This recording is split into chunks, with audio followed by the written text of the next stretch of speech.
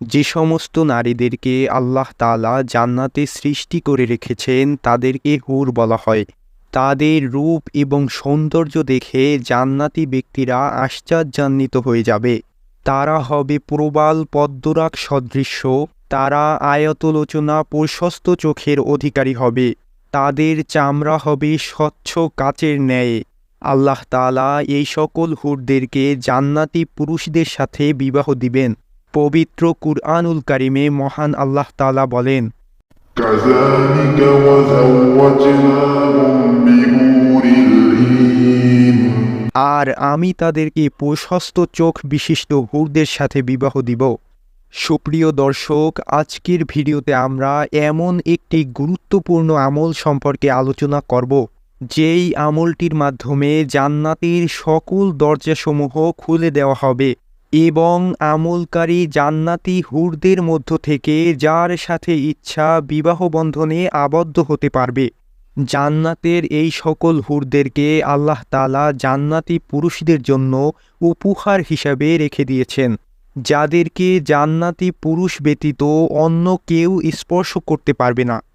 পবিত্র কুরআনুল কারিমে ইরশাদ হয়েছে, فيهن قاصرات الطرف لم يطمثهن إنس قبلهم ولا جان كأنهن الياقوت والمرجان। আর জান্নাতে থাকবে আয়ত নয়না রমণীগণ, কোনো জিন ও মানুষ যাদের স্পর্শ করেনি, তারা যেন প্রবাল পদ্মরাগ সদৃশ। আজকের গুরুত্বপূর্ণ আমল সম্পর্কিত হাদিসটি হল, হজরত জাবির ইবনে আবদুল্লাহ রাদিয়াল্লাহু তাআলা আনহু হতে বর্ণিত, রাসূলুল্লাহ সাল্লাল্লাহু আলাইহি ওয়াসাল্লাম বলেছেন, তিনটি কাজ এমন রয়েছে যে ব্যক্তি এগুলো সম্পাদন করে সে জান্নাতের দরজাগুলোর যে দরজা দিয়ে ইচ্ছে প্রবেশ করতে পারবে এবং জান্নাতের যে কোনো হুরের সাথে ইচ্ছা বিবাহ বন্ধনে আবদ্ধ হতে পারবে। প্রথমটি হচ্ছে যে ব্যক্তি তার হত্যাকারীকে ক্ষমা করে দিবে। দ্বিতীয়টি হচ্ছে যে ব্যক্তি তার নিজের গোপনীয় ঋণ দ্রুত পরিশোধ করে ফেলবে। তৃতীয়টি হচ্ছে যে ব্যক্তি প্রত্যেক ফরজ নামাজের পরে 10 বার করে সূরা ইখলাস পাঠ করবে।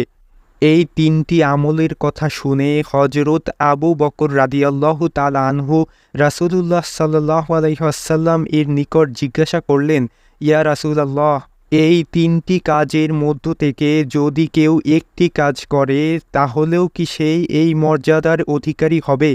জবাবে রাসূলুল্লাহ সাল্লাল্লাহু আলাইহি ওয়াসাল্লাম বলেন, এই তিনটি কাজের মধ্য থেকে যদি কেউ একটি করে তাহলেও সে উক্ত মর্যাদার অধিকারী হবে। তাফসিরে কাবিরের মধ্যে জান্নাতে প্রবেশ এবং জান্নাতি হুরদের সাথে বিবাহের ব্যাপারে অন্য একটি দোয়া রয়েছে। দোয়াটি হচ্ছে, আল্লাহুম্মা আজিরনি মিনান নার অদখুলনিল জান্নাতা ওয়াজাউইজনি মিনাল হুরিল ইন। অর্থ, হে আল্লাহ, আপনি আমাকে জাহান্নাম থেকে মুক্তি দিন, জান্নাতে প্রবেশের অনুমতি দিন এবং জান্নাতি হুরদের সাথে বিবাহ দিন। আলহামদুলিল্লাহ, এরকম আরও গুরুত্বপূর্ণ আমলগুলো পেতে আমাদের তাজকিয়া আত্মশুদ্ধির পথে চ্যানেলটির সাথেই থাকুন। ধন্যবাদ।